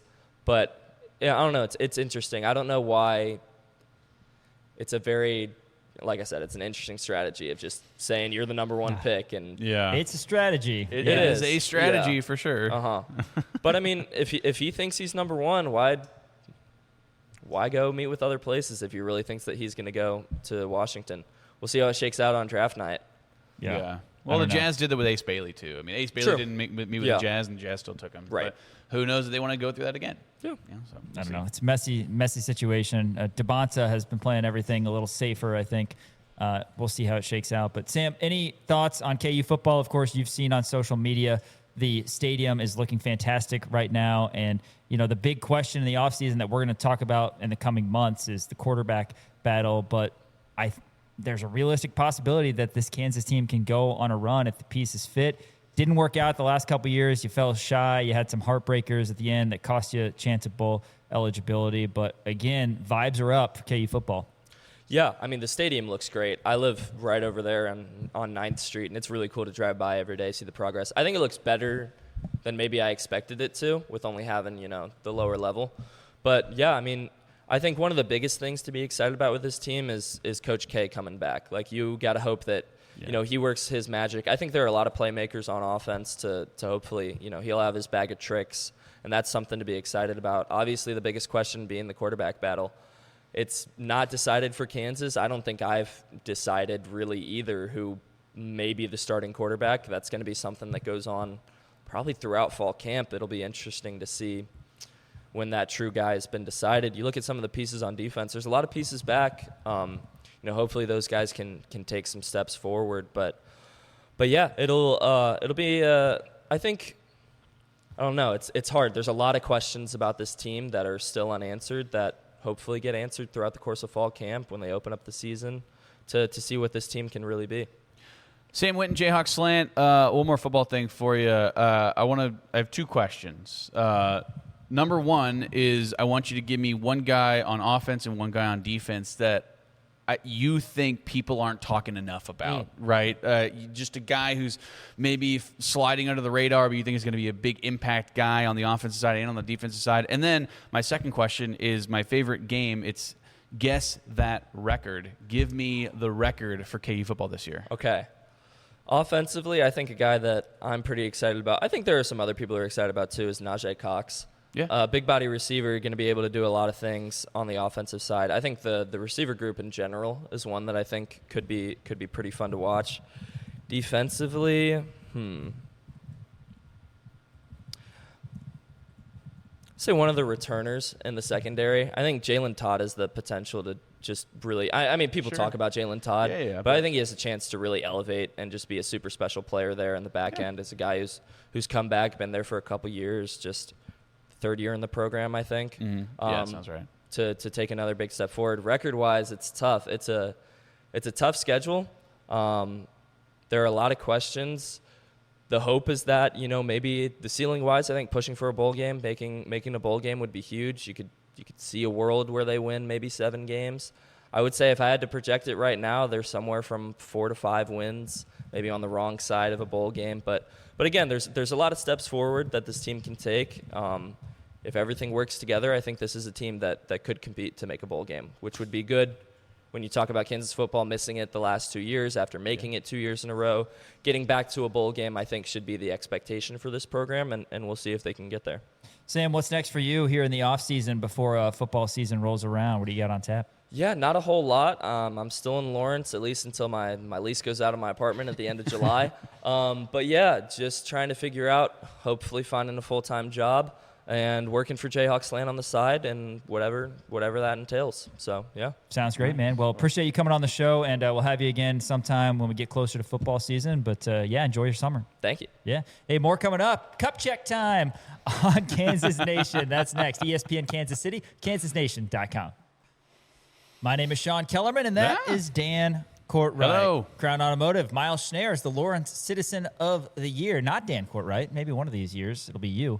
But it's Miles Schneier. I'm gunning for it. I keep on asking, and they keep on telling me to leave. Well, Miles Schneier has earned his worth over running the operations at Crown Automotive. Yeah, over in my neck of the woods. Crown Automotive. Be sure to check them out. CrownAutomotive.com or CrownMotorsVW.com. Tiguan's, Taluses, Jettas, Camrys, Corollas, RAV4s, Tundras, Tacomas, a whole line of new Toyotas and Volkswagens, and they have used cars as well. If you don't want a Toyota or a Volkswagen, they have a whole line of other brands as well. But be sure to check them out. Crown Automotive here in Lawrence, the friendliest sales staff in town. Very easy to work with. They're not going to try to get you in some sporty little thing. They're not going to try to pull one over on you, right? They're going to make you sure to get you in the car that fits your lifestyle. If you're in the market for a new or used car, I urge you to check out CrownAutomotive.com. CrownAutomotive.com. All right, I've been holding this off. I'm surprised I haven't mentioned it. We are pre-recording the show, like I said, but last night the Royals won 14-6. We can talk about that briefly and some things that went down. But the biggest thing from last night was Bobby Witt Jr., after homering and singling, left the game with an injury, and I didn't like the way that it looked. I was watching it live, and he essentially was diving to backhand a ball to his right in the hole between shortstop and third, and got up to try to throw the ball, wasn't able to, and then remained on the ground a little bit, and I didn't like the way his knee looked. The Royals said knee discomfort, but all morning here, as we're pre-recording the show, as I said, I've been looking for an update, but is he going to be out for a few days, or is it something that we don't even want to say out loud regarding the knee? We'll talk about that more later, but that's a big story right now with the Royals, who have dealt with a lot of injuries, and obviously he's the most important and best player. Yeah, it didn't look great, but and this is the recap of what happened yesterday. So this came out at 10:37 p.m. I've been all over Twitter in the last. It says sore right knee is all it says. Right knee soreness is what they said, but I did not like how it looked, having seen some. I hope I'm wrong. I would assume they got an MRI, and you would think if they were to do an MRI last night, then maybe they would have an update for us now. So, but also at the same time, like, if you were to do that, you would imagine that, hey, if it were to be something okay, then they would also put that out there, right? Or maybe he got the MRI today, and who knows? But it does say sore right knee. It was one of those things where he stayed in the game. There were 2 outs in the inning. He stayed in the game, and I think he and everybody knew he probably should have come out. The Royals got the 3rd out. He was set to lead off the next inning, and it was pinch hitter. You just knew he was coming out. Right. So we'll see, but I don't like that at all because the Royals have been bad, but at least they have Bobby Witt Jr. And on one level, it's like if he's going to miss time, kind of like Mahomes' situation, then maybe this is the year for something bad, to occur. Right, you don't want that to happen in any year. If it were to happen, this is the year. But at the same time, the Royals, like we talked about, it's not like they're mathematically eliminated. Far from it. And baseball is a lot more fun with Bobby Witt Jr. So let's hope it's all much ado about nothing, and we'll see as the weekend rolls on. Any update on that front? All right, cup check time. Cup check. Let's look at the finals from yesterday in the World Cup and noteworthy ones last night. Let's start with the nightcap. Mexico over Korea Republic 1-0. An absolutely unbelievable save by Raul Rangel, the keeper for Mexico. They also kept the ball out of the net a little bit earlier in the first half when it was one of their defenders did what are those kicks called? Penalty kicks? The kick where the ball was going in and they're facing the net and they had to bicycle kick? Yeah, bicycle kick. Yeah, That's what I'm looking for. Bicycle kick it out. Incredible save. So Mexico ends up pitching a shutout. That was awesome. And then Jonathan David gets a Mexico hat-trick. is now in the knockouts, correct? So that's how Mexico became the first country to advance to the knockout stage. Because they've got 2 wins and 6 points. Yes, they have 2 wins and 6 points. Earlier, Canada beat Qatar. Qatar had 2 red cards, and Canada had one of their top players, Ismail Kone, break his leg on one of the red cards. Literally, it was like a Kevin Ware situation where he looked down and he had a broken leg. Didn't look as bad as Kevin Ware's, but you can see his face like, oh my God, is that my leg? So that was awful. He had to be stretchered off, which, by the way, I get it. It's soccer. You can't stop the clock when a guy is on the turf for 20 minutes. I get it. You want to be cute and run the clock all the time. And, we'll add a certain amount of extra time. The dude is on the turf for 20 minutes. Stop the clock. Right. No, absolutely. I think that's so ridiculous. I don't know. No, I agree. Like, if it's something like where you have to bring out a stretcher and it's like abundantly clear, like, oh, he snapped his leg in half, like, stop the clock. Literally, and that's what happened. You need to stop the clock. You need to do that's just Qatar, because of the 2 red cards after that, had 9 players. And they were already not going to beat Canada. Sure. Massive underdogs. Canada wins 6-0. Again, Jonathan David has the hat trick, second of the cup. Again, the most entertaining game was probably the Mexico and Korea game. The other ones, you mentioned this one from earlier in the day. Switzerland over Bosnia and Herzegovina 4-1. And then Czechia and South Africa played to a 1-1 draw. That was in Group A. Canada got to win on home soil as they played in Vancouver. And then today, obviously, USA, Australia. A little bit earlier, we have other action in Group D, Turkey and Paraguay. And then Scotland, Morocco is Group C, as is Brazil versus Haiti. But it's been really entertaining. And again, like we were talking about at the beginning, more entertaining than we thought. A couple of dudes who aren't usually soccer guys. Yeah, absolutely. It has been a lot of fun. Thank God, I was not watching that Canada game. I'm not good with like leg injuries. I can't. I've had a number of different like broken ankles in my day, so I don't like watching that kind of stuff. It'll be interesting to see tonight, because tonight the nightcap, which I keep on seeing a lot of different things about how like the night games for the World Cup are like the Pac-12 After Dark's second cousin, where it's just like it very much feels like that. So Turkey and Paraguay, they kick off at 10 tonight.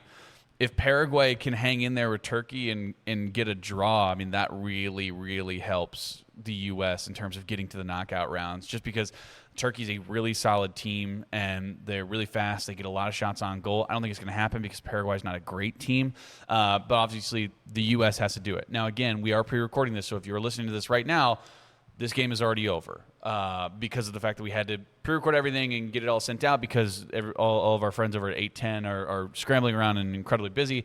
So hopefully the U.S., 1, today. But if Turkey and Paraguay can get to a tie, or if Paraguay can somehow win it, I mean, that's just going to increase the U.S.'s chances of making it to those knockout rounds, making it to where they're going to be one of the teams who progresses into bracket play, which is going to be a lot of fun.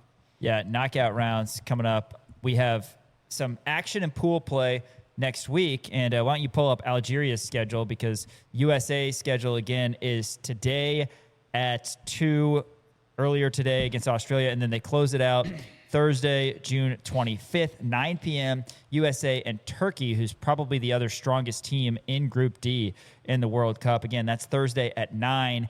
And then after that, of course, you do get to the knockout stage where, hopefully the USA is there. And hopefully Algeria is there as well. We've kind of taken them on. As you can see, we've got the Algeria flag. And Lawrence proudly has welcomed them here, being their base camp, as they're one of the 4 teams in the Kansas City area. And they've got a couple winnable matches as well, particularly against Jordan next. Yeah, so Jordan, they wound up losing to Austria 3-1 the last time. Algeria is going to be taking on Jordan Monday. That's going to be another nightcap. That's actually going to be out at San Francisco Stadium, or as we originally knew it as Levi's Stadium. So that's that's an easy, not an easy, I don't want to say easy, but that's a winnable game for them. Jordan's not a very good team, and Austria is okay. And then Algeria is going to be taking on Austria on Saturday, June 27th. I will be out at that game. It's going to be in Kansas City. Have to imagine the Austria fans are really going to be able to show up for that one. Austria, like I said, they already have a win over Jordan. It's going to be tough to get out, but Algeria, they have some nice players. Riyad Mahrez is one of the best players in the world right now. Got a nice jump shot. Nice jump shot. Absolutely, he does. Shout out to Kansas for taking them all over and showing them Allen Fieldhouse and the football stadium, all that different kind of fun stuff. But yeah, I mean, hopefully Algeria is able to pull one out against Jordan and get a win, get those 3 points, and then Austria is going to be a tough one on Saturday. I'm going to be out there rooting for Algeria. I'm going to steal your scarf. I know that's my scarf. I know you told me to cannot have it or borrow it or steal it. I will. How about this? I will ask for forgiveness as opposed to permission. Or is there anywhere? I'm sure there is. Elijah's is there scarf, anywhere so I'm sure there's places in town I can buy an Algeria thing, right? There are plenty. Yeah, go over to Acme actually. Acme. Oh yeah, I actually went around. I actually went by there and they had some Algeria stuff. I might go to Acme T-shirt company and get an Algeria shirt or a scarf or something along those lines. But yeah, cool. Hopefully they're able to get out of pool play and make it to the knockouts. USA and Algeria are our second favorite team. Yeah, man. Been an unlikely marriage of Lawrence and the country of Algeria, but there's actually a lot of parallels between Lawrence, Kansas, and Algeria. I never asked you this. Sorry, this just sparked this in my head. Do you have a secondary NFL team? No. Not at all. I don't think I have a secondary anything other than maybe Drake basketball. Right, I remember that. My brother went there. Yeah, your brother went there. Yeah. But nothing. No, man. No, I know that you're like a Patriots/Yankees fan. No, I'm not a Patriots/Yankees. No. I like the Minnesota Vikings, and I like the Minnesota Timberwolves. Ah, that's right, yeah. But I like the Timberwolves because of Andrew Wiggins, and I liked the Vikings because when I was in middle school or elementary school, we were the Carbondale Vikings, and we used the same logo. That's why. And why Minnesota Timberwolves? Wiggins. Huh. It was that was like a formative time for me. Obviously, I was like 8th grade freshman. I guess I was freshman year. Wiggins is one of your favorite Jayhawks. I love it. That's cool. So it would have been my sophomore year of high school was when he first started playing for the Timberwolves, and I was like, I didn't have an NBA team. I was like, okay, well, Kansas had a guy who went number 1 overall. I'm just gonna watch him, and so I started watching Timberwolves games, and then they were bad, and then they got cat the next year. They're still bad, not great. And then Wiggins leaves, but they got Anthony Edwards. I just still I love Anthony Edwards. So I've just weirdly, if you spread it amongst the 30 teams, I just like the Timberwolves probably more than any of the others. Well, I'm not a fan, but I like big on the Yankees, Duke, etc. No, I'm not. That's not true. Exciting stuff here on Rock Chalk Sports. Find something new out every day, and that you didn't know about Dan Courtright. After this, sports stock market. Ding, ding, ding, ding, ding, ding, ding. That's next. ESPN Kansas City, KansasNation.com. Welcome back. Dan did not like off air. I just corrected him on a pronunciation. He don't like that at all. Custom Lawn and Landscape. They sponsored our KU baseball updates all season long. Nothing ruins time outside faster than fleas, ticks, and chiggers. Also rain. Hate rain. Not a rain guy. That's why families trust Custom Lawn and Landscape to help keep their lawns beautiful and protected all season long. They've got a home insect control program that helps defend your yard from pesky bugs so your pets and loved ones can enjoy the outdoors more comfortably and safely. Right now, when you sign up for the season, your first application is absolutely free. That's right, completely free. What? Custom Lawn and Landscape. It's a simple way to take back your backyard this spring and summer. Visit CustomLawn.com to schedule your free first application with a seasonal insect control program. Custom Lawn and Landscape, helping you love your lawn without the bugs. It's hard for me to say free first back to back. It's Free like first it's like the fresh sushi conundrum. Fresh sushi. Yes. So Yeah. Haney Free had, first. Haney had a read on the Jayhawk Radio Network for, I don't remember, some sushi Yeah. place here that we had Fresh an account with, sushi. and it said fresh sushi, and it was so hard to say. yeah. So now it's like an inside joke because I brought that up, and Caitlin and I say it all the time, but it's fresh sushi. It's hard to say. It is hard to say. For some reason, free first is hard for me to say. I can't say community. I can't say subscription. Ah. Have you noticed that? Jewelry is also tough, but I'm getting better Jewelry. at that. That is good. Can you say subscription? You should just, you should honestly, subscription. That's not Oh, hard. I can't You say should it. switch it up to like your first application is free, Yeah. not free first. If you say first free, I can do that, but free first. Free first. Yeah. Free Anyway, first is tough. customlawn.com. Yeah. Hey, Ding, ding, ding, ding, ding, ding, ding. Sports stock market. I want to start here because I haven't told you this. I told Elijah, and he loves this. Stocks Up on Fun because I want to tell you about my weekend plans, what I'm doing tonight. Guess I will give you. I could give you maybe 1 million guesses, and you would not guess what I'm doing tonight. Okay, I'm going to guess 5. Okay. Stand-up comedy. No. Going to the rodeo. No. Good guess. Going to a monster truck showdown. No. I'll give you a hint. Sitting I won't give you a hint. on the couch eating a plate of grilled bacon. No, that does sound fun. I did that yesterday. The 4. What are you One doing more. tonight? Driving to Carbondale to get a dresser. No, I'm not. I will tell you what I'm doing Okay. tonight. Tonight, I am going to a Weird Al Yankovic concert. Oh, that's right. With B Money? Yes. Oh, my God. Oh, did I tell you about it already? But the Brian Hawkins dance. Yeah, man. Yeah, Tell me okay, about it. yeah. So my buddy Brian, he invited me to go to a Weird Al Yankovic concert. Isn't it Yankovic? I think it's Another Yankovic. one. I have been to a Weird Al concert. Isn't that weird? What? I was like 11. What? One of my like auxiliary friends, I was 10 or 11, wanted to go for his birthday, and we did that. Legitimately. I don't remember anything about it, but yeah, went to a Weird Al. Was it awesome? Elijah, is it Yankovic or Yankovic? Weird Al. Yankovic. I done Yankovic. told you. I thought it was Yankovic. Anyway, Dan's going to a Weird Al Yankovic concert tonight. I have been Okay. to one. It's Okay. weird. That is strange. I don't remember a lot. Isn't he like a parody singer? Yes, he is. Okay. He has classic songs such as Amish Paradise, Eat It, Fat, which is a parody of Bad. What else does he have? I mean, just a number. Oh, like a Surgeon from Madonna. Way a lot of- before Nirvana. Wow. Really, really good stuff. I mean, it's great. I'm so excited for it. Where is this at? Morton Amphitheater, I believe. So it's the new one. Riverside, Missouri. Wow, you can get tickets for $17. No kidding. I got mine for 40. Oh, I should have bought it Oh, today. man. So this is a classic Brian Hawkins thing. No, I know. It's always so funny because like Brian will text me and like randomly and he'll be like, "Hey, I'm going to this like clarinet master class where they tell you how to like improvise on a clarinet. You want to go?" Right. Like, You're like, I guess. Sure, Brian. Yeah, I'll go. But yeah, he texted me. He said, Weird Al Yankovic concert. I said, absolutely, I'm in. Absolutely, So he I'm used in. to have long hair. Weird Al? No, Brian Hawkins. Yeah. Decided to do away with it. No, he's still got longish hair. His Baker photo has hair down to like here. Yeah, he used to have really long hair. Josh said that he played baseball. Like that's what he did growing up. He was playing baseball. Yeah. You guys went to go All do he something. did. He was playing baseball. Absolutely. Yeah, we never really hung out with him as kids just because he was always playing baseball. Yeah. High Great school. storyteller, man. Yeah, no, I love Brian. The car, the Good guy. bachelor party, man. I love him. Good guy. But yeah, no, I'm excited, man. I'm excited for the Weird Al concert. Does he It'll be like a lot of fun. Mousetrap? No, he doesn't like Relax. All right. Stock is up on deception. So, as we know, the World Cup is going on right now, and Great Britain I believe, or no, hold on. It was the Democratic Republic of Congo was playing against Portugal in Houston, I believe is what it was. And we have a picture of this. Houston. So the BBC, apparently they were doing a like remote thing out there covering the World Cup.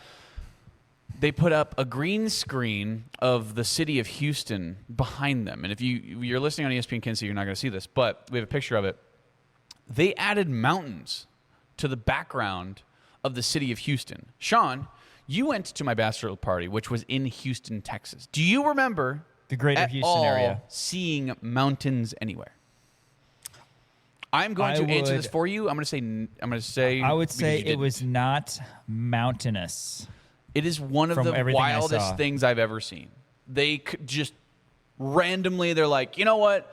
The skyline of Houston isn't good enough. We're just going to put mountains in the background. Interesting poll. Who does that? Interesting poll. Why would you do that? That's insane. That is deceptive. This only has I mean, that's straight up Photoshop. it's straight up Photoshop. This only has 2,000 likes on Twitter, by the way. It has 1.3 million views. But still, like it's unbelievable to me. Gorgeous scene. Houston is not mountain. Yeah, it would be if the mountains were real, but they're not. They're not real. They just put those mountains there. Houston doesn't have mountains. It's mostly concrete. It's insane that they're doing that. I don't know. It's deceiving, and I don't like it.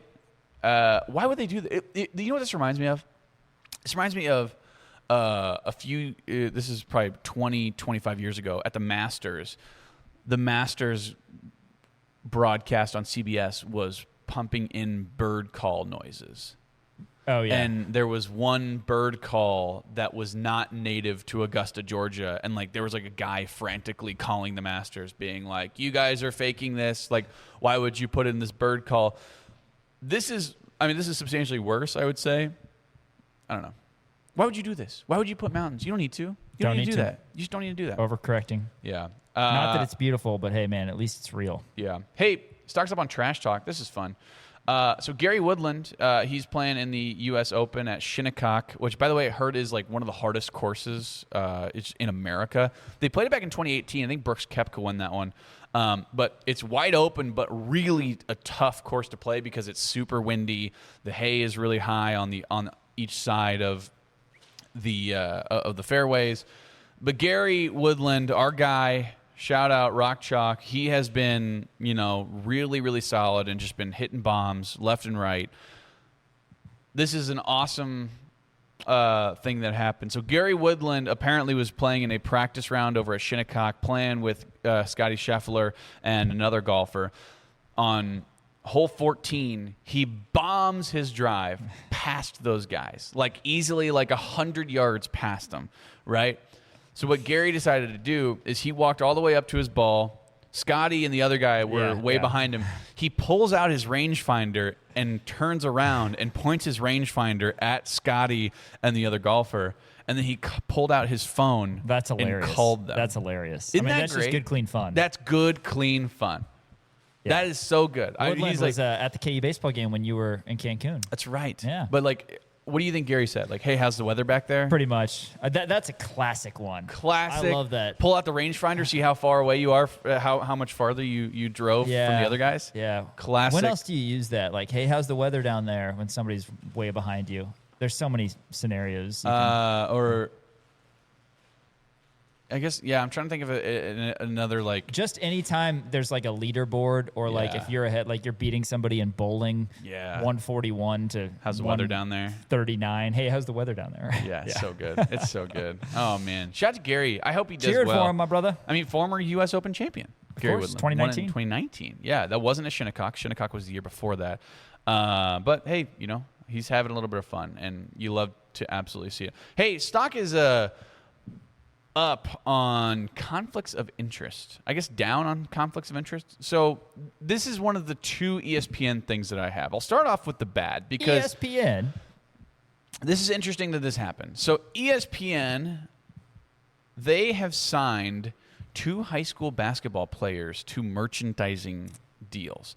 The number 1 player in the SC Next 100, Kalina Smith, and the number 2 boys player in SC Next 100, Beckham Black, who is Anthony Black's younger brother, who plays for I believe, the Orlando Magic right now. Yes. The reason that this is bad is because this is a sports information, sports journalist outlet. And if you are having a merchandising deal with two players who you could presumably benefit or profit off of, then that opens a door to potentially some not great stuff, right? Obviously, like, just for example, if the new, I'm trying to think of a good example. I mean, ESPN is really the prime example of it, right? If ESPN were to, have exclusive rights to like LeBron James merchandising deals, how much do you think they'd be talking about LeBron James as opposed to other people, right? Yeah. Way more, even though they already talk about LeBron James. But let's even say it would be like if they were to have a merchandising deal with, like, I don't know, Karis LeVert. You'd see a lot of Karis LeVert talk on ESPN. You know what I mean? And for high school kids like this is where it gets tricky, because these kids are specifically in high school, and they're the ones who make the numbers. They're the ones who can, hey, I can bump up Beckham Black to the number 1 player overall on the SC Next 100 because we have a merchandising deal with him. And also, we're going to give him more coverage. We're going to give Kalina Smith more coverage because we can profit off of that. Some of that is just going to happen in the world of money. I mean, they're going to start sponsoring college players. Yeah. I mean, that's what this is potentially going to lead to. Like, ESPN is, and like, I'll even use Tyron Stokes as an example. Like, if Tyron Stokes signed a deal with ESPN, how much do you think they're going to be talking about Tyron Stokes as opposed to, insert other player here, like another player for ESPN? There's no way to stop this. Right. That's just how it's going to be. Right. I know. It's two things in this world. One of them's money, and no matter what, sports gambling will come into play with this too. I'm sure it will, and I don't like the way that this is moving. Bums you out. I think that somebody needs to. Again, I'm not like, hey, make sports more litigious, but maybe they do. Somebody needs to stop that. That is a bad. There's going to be bad thing. There's going to be more litigation in sports. Oh, I know. In the future, because we're reaching a boiling point with everything that's gone on with NIL, transfer portal, Sorsby, all that stuff. So that's a bad thing. But the good thing, ESPN, right now they're in a battle with Fox about World Cup coverage. I don't know if you've seen this at all. So Fox, apparently, they have a super strict set of rules alongside with FIFA to be the exclusive home of all the FIFA, World Cup games and yada, yada, yada, all this different kind of stuff. So this is a shout out to Awful Announcing, by the way. One of my favorite websites, one of my favorite Twitter follows.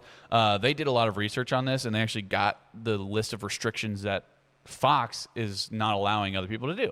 So I want to read this to you. So apparently what it is Fox allows other outlets to use very limited things regarding the World Cup. It says highlights must only appear on a daily multi-sport news program airing at minimum of 5 days a week. So like Get Up, First Take, those kinds of things. SportsCenter, obviously. Additionally, highlights cannot be shown until after Fox's post-game coverage concludes for the day.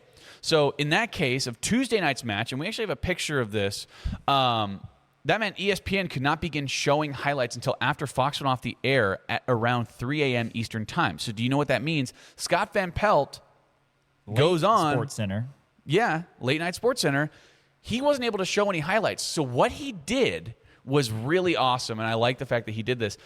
Scott Van Pelt wound up essentially bringing on a soccer analyst, and instead of showing highlights, they did a thing called Draw the World Cup, where he would have the soccer analyst come on from Apple TV, and he would draw it with like crayons and colored pencils, and he'd be like, this is what happened, and they would turn around a white piece of paper with a bunch of scribbles on it and be like, oh, Erling Haaland had 2 goals.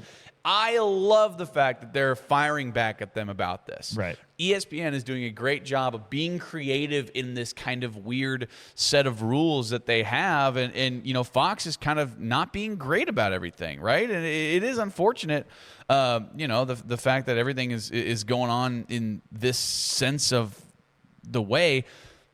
Fox is also, I mean, they're just kind of making it impossible for people to be able to do anything. So, I don't know, Scott Van Pelt kind of made it a kind of a loophole to, A, talk about the World Cup, and B, kind of poke fun at Fox for having such very, very strict restrictions on everything, which is awesome. I don't blame Fox for having the restrictions, I guess. It does suck. Right. But you definitely can't blame Van Pelt because they market themselves, ESPN, as the worldwide leader in sports. Yeah. You're not going to not be talking about the World Cup. We're talking about it every day. Do we talk about soccer otherwise? No. But that's the big thing. It's a global phenomenon. And everybody's chatting about it. So, you got to do what you got to do, I guess. And so here's the thing. There's an NBC article that came out. And they got to make it entertaining because Fox is the one that gets to actually show the highlights. Right, exactly. So here's the thing. Apparently, Fox came out and said that they were frustrated by the lack of World Cup coverage that ESPN is doing. Right. Yeah, I don't... It's like, how can you... Double standard. You're making it impossible for them to cover the World Cup and show any highlights, and you're frustrated with the fact that they're not showing these highlights. If they were, you're going to sue them and put them out of business. Like that's just insane to me that Fox is like, oh, well, we're frustrated with the lack of World Cup coverage. Yeah, because you're making it harder on them. And they're trying to do it. And by the way, ESPN Deportes has like nonstop coverage of the World Cup. ESPN FC is on every single morning for the World Cup, right? They have all of these things. It's being talked about constantly by all of these things, and Fox is still like, yeah, but you're not doing a good enough job. Then make it easier for them. Let them utilize some World Cup footage. Let them utilize that kind of stuff. Also, Fox is not great at a lot of the other stuff. Like, Fox never talks about baseball. They never, I mean, there's so many things that, like how many times do you hear Colin Cowherd talk about baseball during baseball season? Yeah, almost never. Now, like they have no room to talk about frustration of lack of coverage, right? They're never doing that stuff. They're never talking about, Aaron Judge and the AL MVP or whatever it is, right? So, I don't know. Shout out to Scott Van Pelt. Yeah. ESPN's got to do what they got to do, like I said. He's doing a really good job of that. This is a fun one, and I think you'll like this. I actually talked to Elijah about this. So, stock's up on Jersey Mike's. Jersey Mike's has officially overtaken Chick-fil-A as the top-rated fast food chain according to the American Customer Satisfaction Index. Your thoughts on Jersey Mike's and Chick-fil-A? You're a big Chick-fil-A guy. Chick-fil-A, man, they're not open on Sundays. Right. I do like Chick-fil-A, but it's top-rated. I understand they're closed for religious reasons on Sundays. Yeah. But at the same time, I feel like you should be penalized for that. Yes. Their thing. Jersey Mike's is fantastic. And yes, it costs $18 to get a sandwich that's actually going to fill me up, but they have bacon. You can get it Mike's way. I'm a huge fan. Yeah, I want him to Mike it up. I want Mike to have his way with my sandwich. Mike's way. Having a Mike's way. Also, their Philly cheesesteak is so good. I've talked to you a lot about this. Philly cheesesteaks are my favorite sandwich of all time. And I am a big sandwich guy. I have a lot of... Sandwiches are my favorite food. Yeah. Legitimately. But Philly cheesesteaks are my favorite kind of your favorite My food. favorite kind of sandwich is Italian. But I try to not get them because I understand it's fatty. I try to not get them too much. Sure. But still. But their Philly cheesesteaks are so good. And then when you get like a true Italian, and you can get the giant sandwich.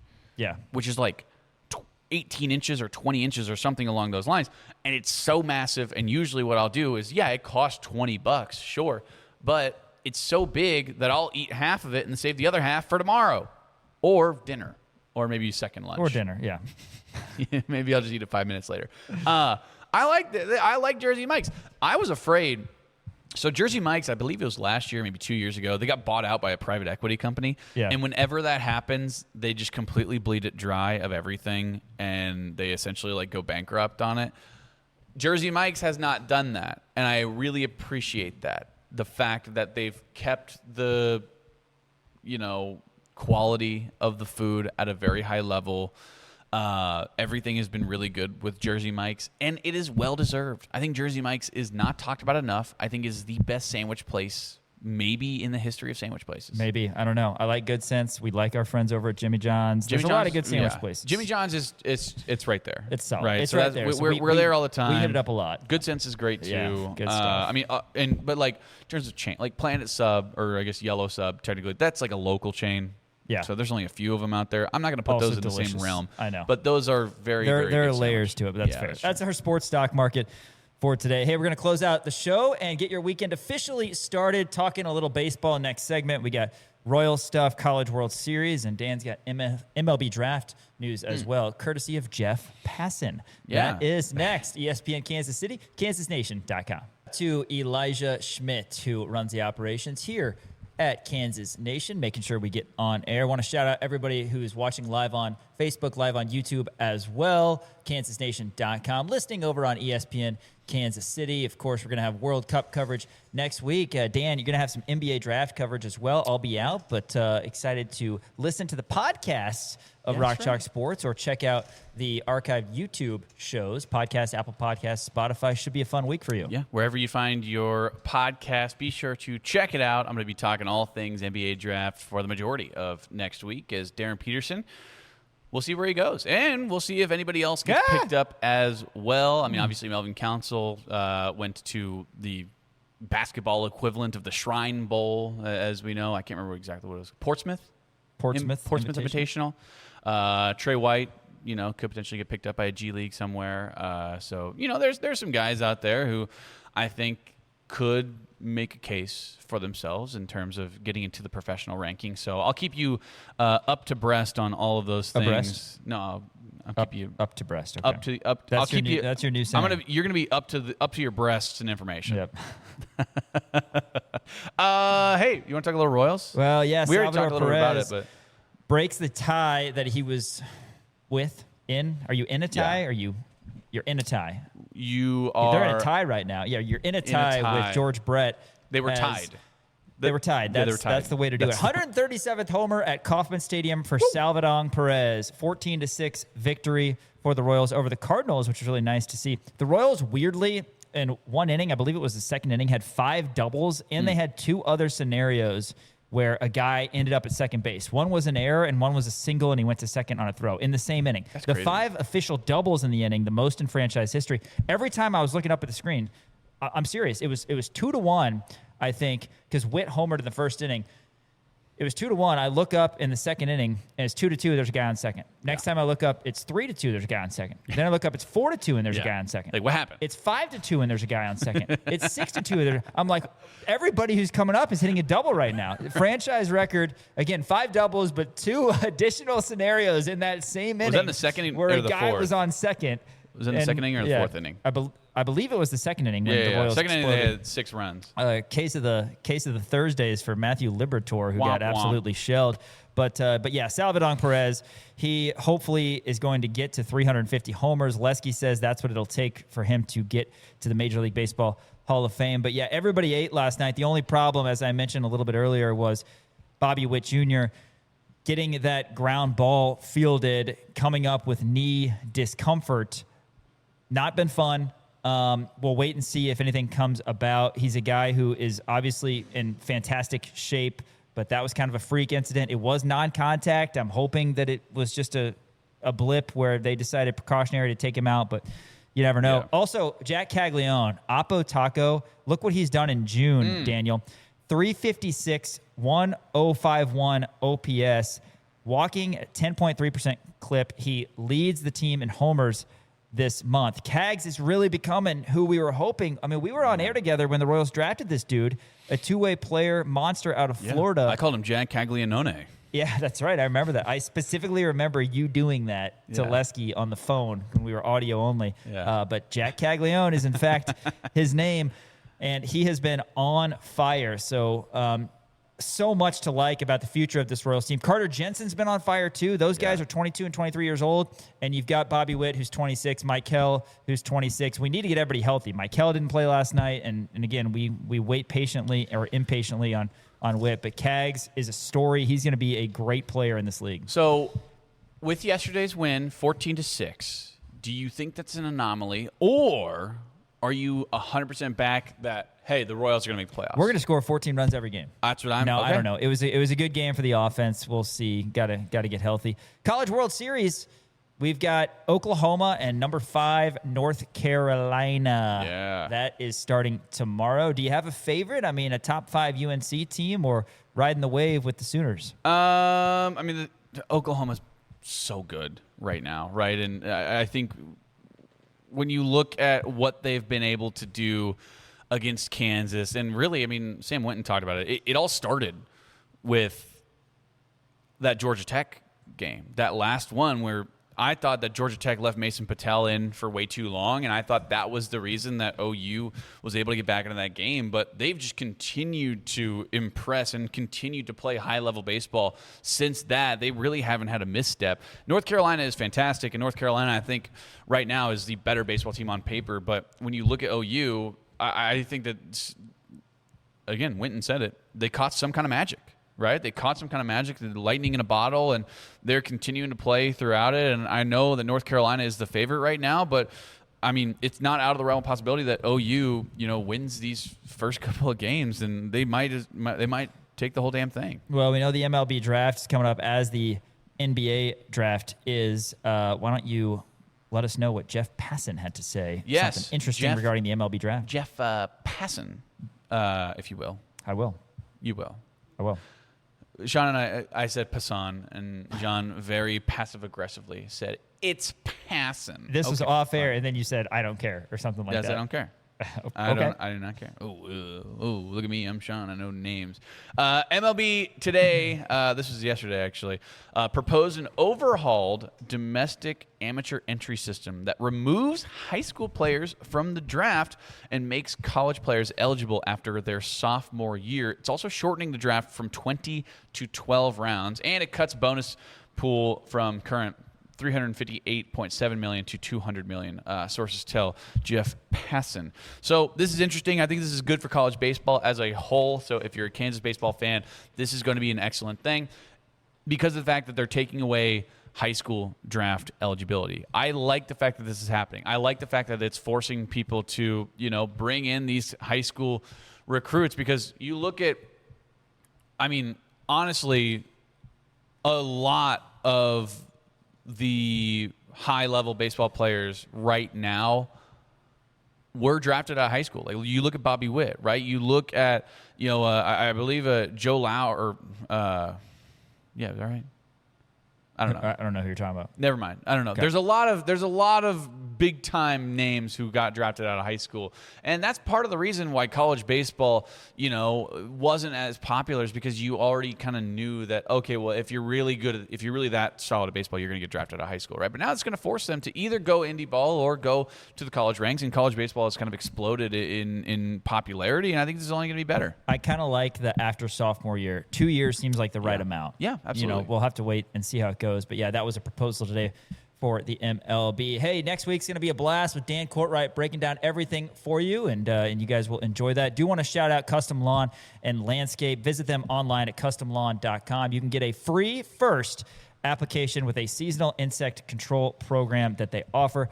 Custom Lawn and Landscape, helping you love your lawn without the bugs. Of course, stay up to date on everything with the World Cup, everything else here in Lawrence and at KU on socials at the Kansas Nation, Twitter, TikTok, Instagram, Kansas Nation on Facebook, at the Kansas Nation on YouTube, of course, kansasnation.com as well. Appreciate you guys tuning in all week. For Elijah Schmidt, our technical director, and Dan Courtright, Sean Kellerman saying we'll see you soon.